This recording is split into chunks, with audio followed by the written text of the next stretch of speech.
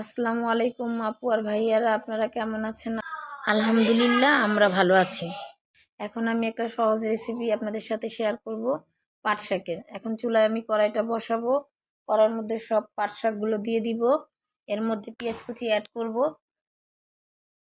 সাথে রসুন কুচি অ্যাড করব, আরও কাঁচামরিচ দিব কিছু, সাথে স্বাদ মতো লবণ। ঢাকনা দিয়ে এখন আমি ঢেকে দিব। চাইলে আপনারা নাও ঢাকতে পারেন।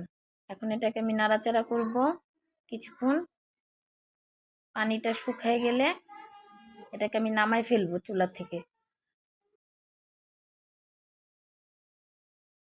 শাকটা ঢেলে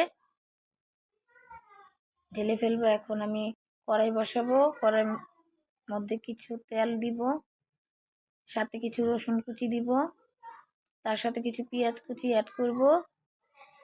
কিছুক্ষণ পরে আমি দুটা শুকনো মরিচ অ্যাড করব। এখন আমি শাকটা ঢেলে দিব। শাকটা কিছুক্ষণ নাড়াচাড়া করে আমার শাকটা অলরেডি হয়ে গেছে। এখন আমি শাকটা নামাই ফেলবো।